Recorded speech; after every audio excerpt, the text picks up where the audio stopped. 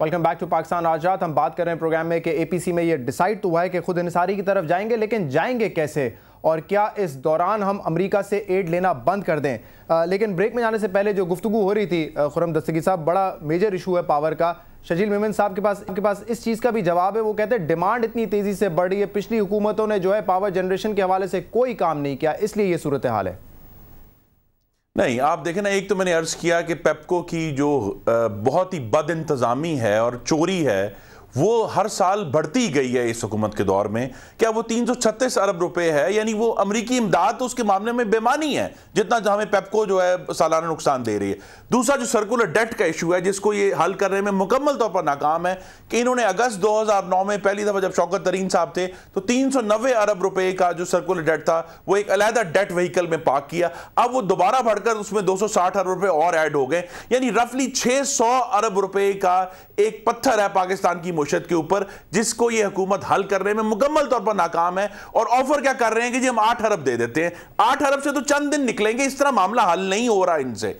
और जो असल इसकी फ्लिप साइड है वो ये है कि जिसकी वजह से आज शहरी एहतजाज कर रहे हैं, क्योंकि पाकिस्तान के शहरियों को ये नजर आया कि इस हुकूमत के दौर में बिजली की कीमत में रफली 300 गुना इजाफा हुआ है, लेकिन हर महीने बिजली का बिल बढ़ रहा है और बिजली की जो उनको सप्लाई है वो कम हो रही है, यानी लोड शेडिंग बढ़ रही है।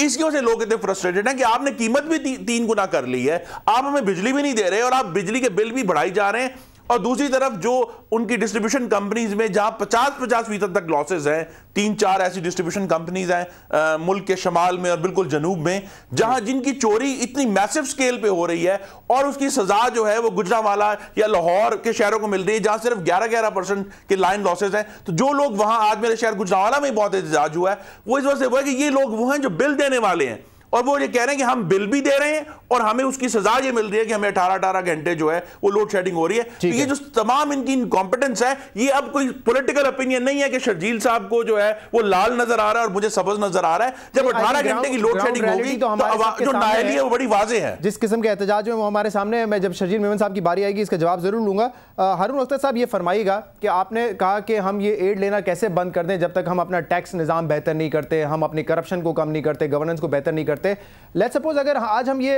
एक इस मौक़िफ़ पे एक हो जाते हैं और हम जो है टैक्स इकट्ठा करना शुरू कर देते हैं, हम अपने पब्लिक सेक्टर इंटरप्राइजेस का जो खसारा है वो कम करने की ठान लेते हैं, तो उस पर वक्त कितना लगेगा, कितने साल लगेंगे हमें अपने पैरों पर खड़ा होने के लिए? और इस दौरान जब हमारे सियासतदान कहते हैं कि हम घास खा लेंगे, तो उस घास खाने में आप भी शरीक हैं, खुर्रम साहब भी हैं, आपके कायदीन भी हैं, ये सब घास खाने के लिए तैयार हैं या सिर्फ गरीब आवाम को जो कि शायद उनको घास भी बड़ी महंगी पड़ती होगी, उनको घास खिलाने का इरादा रखते हैं?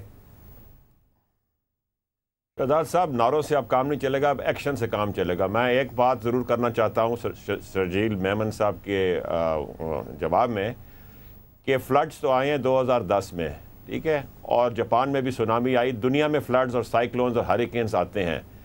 आपके फ्लड्स अगर आ गए हैं तो ये जो हमारी करप्शन है इनका क्या ताल्लुक़ है फ्लड से? ये जो हमारा सर्कुलर डेट 300 अरब तक पहुंच गया, इसका फ्लड से क्या ताल्लुक़ है? ये जो हमारे वापडा के लाइन लॉसेज जो हैं 28% पे पहुंचे हुए हैं और नेचुरल गैस की कंपनीज के लाइन लॉसेज जो 6% थे 12-13% पे पहुंच गए हैं, उनका फ्लड से क्या ताल्लुक़ है?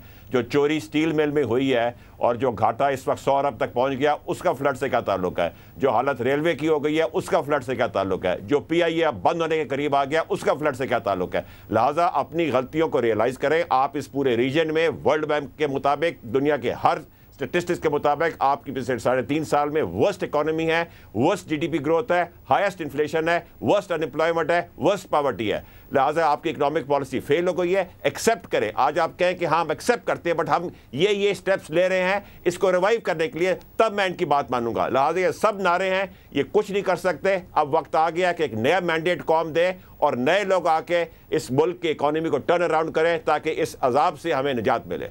शजील मेमन साहब, क्या आप अपनी बाकी क़यादत के साथ नहीं खड़े हुए? क्योंकि बात तो दुरुस्त है, उन्होंने तो कहा है कि प्रॉब्लम है, हमें अपनी सेल्फ जनरेशन को बढ़ाना है, हमें अपने अंदर करप्शन को खत्म करना है। ये तो APC के ड्राफ्ट में भी लिखा हुआ है, लेकिन आप तो किसी चीज़ को तस्लीम ही नहीं करने को तैयार है। आप पिछली हुकूमत की बात करना शुरू कर देते कि वो हमें खसारा मिला। तो अगर चलें आपसे गलती हुई है, बाकी हुकूमतों से गलती हुई है, तो आप तो ठान लें कि ये गलतियाँ हैं और हमने ये स्टेप्स करने, इस पर भी तो थोड़ी बात करें। शहजाद साहब, बड़े मेरे 2 मौजूद दोस्त बैठे हुए हैं, मेहमान हैं। बात यह है कि इल्ज़ामात लगाना बहुत आसान होता है कि करप्शन है, फलाना है, ढिमका है, लेकिन बात यह है कि ग्राउंड रियलिटीज़ पे कोई जाने को तैयार नहीं है कि जो करप्शन, मैंने तो कभी ये नहीं कहा कि उस हुकूमत में करप्शन नहीं है, और मैंने ये भी नहीं कहा कि जो प्रॉब्लम्स हैं वो सारी प्रॉब्लम कोई जो है हमें विरसे में मिले। ठीक है, कहीं पे कोई गलती हो सकती है, लेकिन बदनीयती कहीं पे भी नहीं है। जहाँ तक करप्शन की ना अहली है, वो केसेस जो है ना अहली है। अब देखिए, आपने किसी और के बीच में बात, मैं पूछ रहा हूँ, आप कह रहे हैं बदनीयती नहीं हो सकती, तो ना अहली है, क्या है फिर? मैं ना अहली भी नहीं कहूँगा, मैं ना नहीं बदनीयती मैंने कहा कि इशू ये है कि जो भी जहाँ तक करप्शन की बात है, करप्शन के केसेस सारे चल रहे हैं कोर्ट्स में, ठीक है, लेट्स कोर्ट्स डिसाइड कि क्या हो रहा है।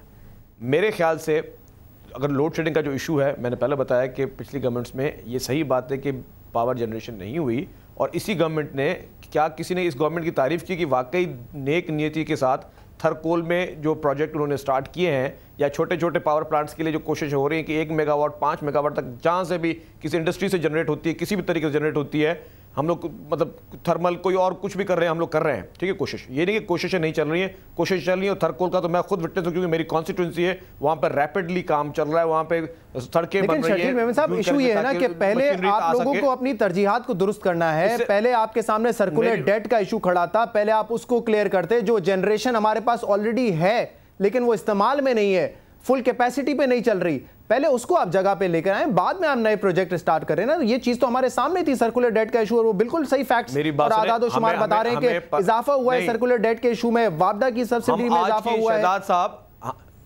शहजाद साहब, हम आज की नहीं सोच रहे, हम आइंदा आने वाले सालों की सोच रहे हैं। इशू यह है कि अगर थरकोल से आज पावर जनरेशन होती है तो आज के लिए नहीं, 200 साल तक आप बिजली एक्सपोर्ट कर सकते हैं। मैं तो खुर्रम दस्तगीर साहब की बड़ी इज्जत करता हूं, लेकिन इन्होंने ये नहीं बताया जब मोहतरमा बेनज़ीर भुट्टो साहब ने ये प्रोजेक्ट स्टार्ट किया था थरकोल का और केटी बंदर का, इन्होंने क्यों बंद करवाया वहां पे? मैं तो खुदा की कसम खा के बोलता हूं कि ये असली आवाम के मुजरिम तो वो हैं जिन्होंने जो प्रोजेक्ट शुरू होने वाले थे उनको बंद करवाया, और किस नीयत से बंद करवाया। आज अगर वो थरकोल जो कैसे 20 साल पहले अगर मोहतरमा ने शुरू कर दिया था, अगर वो शुरू हो जाता तो आज हमारी क्या पोजीशन होती? कौमी मुजरिम तो वो लोग हैं जिन लोगों ने वो प्रोजेक्ट बंद किए, लेकिन मैं इस वक्त सियासत करने के मूड में नहीं हूं। ठीक है, ये मुझे बता दें। मेरी बात सुने, मेरी बात सुने, मुजरिम कौन है? नहीं, शहजाद साहब मेरी बात सुने, मुझे शहजाद साहब प्लीज मेरी बात सुने। मैं जरा मैं आपके बीच में नहीं बोला खुर्रम साहब, मैं आपकी बात पीसफुली सुनूंगा, प्लीज मेरी बात सुन ले, मैं आपकी बात पूरी पीसफुली सुनूंगा, मेरी बात सुन ले पेशेंटली। नहीं, वो इशू क्या है? मेमन साहब, पंजाब में हकायत नहीं, मेरी बात सुन ले प्लीज, आपकी बात बड़ी लंबी तवील हो गई है। नहीं, मैं सुनूंगा आपकी बात, मैं सुनूंगा आपकी बात, आप मेरी बात सुन ले प्लीज, कंप्लीट करने दें मुझे। नहीं, पंजाब कम हो गया, अब हमें इजाजत दे दें।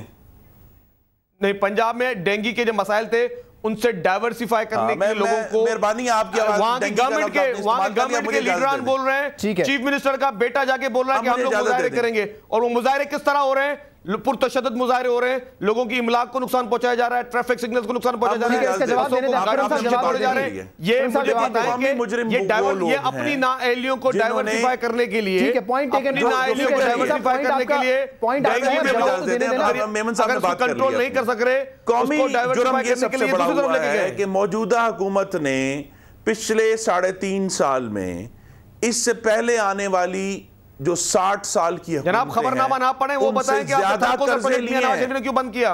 मेमन साहब, वो मैं आप ये बताइए, नवाज शरीफ ने सबसे बड़ा कौमी जुर्म करवाया। अब मेमन साहब आप मुझे इंटरप्ट कर रहे हैं, मेमन साहब आप मुझे इंटरप्ट कर रहे हैं, मुझे आप इजाजत दे दें, मैं फैक्ट्स की बात कर रहा हूं। मेरे सवाल का जवाब नहीं दिया, मेरे सवाल का जवाब दे रहा हूं। 3.5 साल मेमन साहब आप मुझे इंटरप्ट करें प्लीज, मुझे इंटरप्ट मत करें, मुझे बात करने दें। फिर आप आपके अपने पास अपने हकायक हैं तो लेकर आए, आपके पास सिर्फ राय है।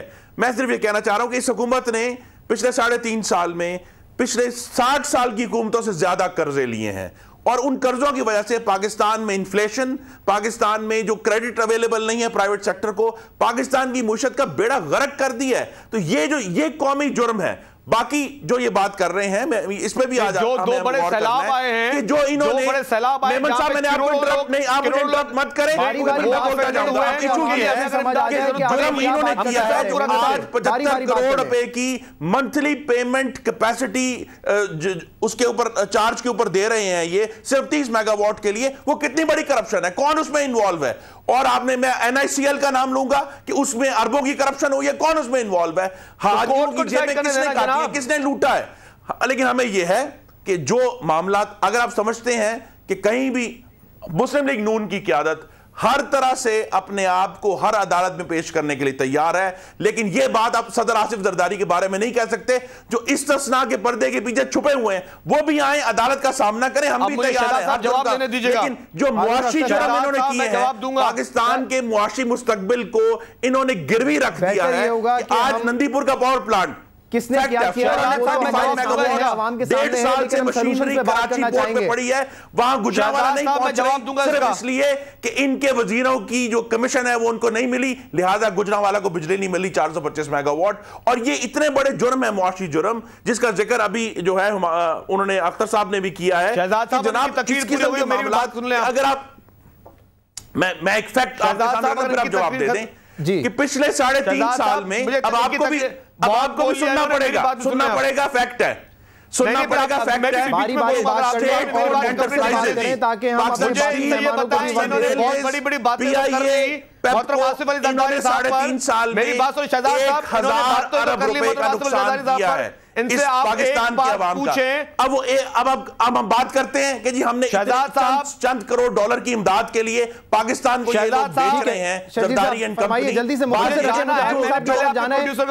आ रही है ना, हमारे स्टेट और एंटरप्राइजेज में पाकिस्तान का मुस्तकबिल जो है वो दांव पर लगा हुआ है। दोनों बोलते रहेंगे तो किसी को समझ नहीं आएगा। मैं आपके आपसे रिक्वेस्ट करता हूं बारी-बारी बात करने, खुदा का वास्ता जारी रखें और पाकिस्तान के अवाम को लूटे।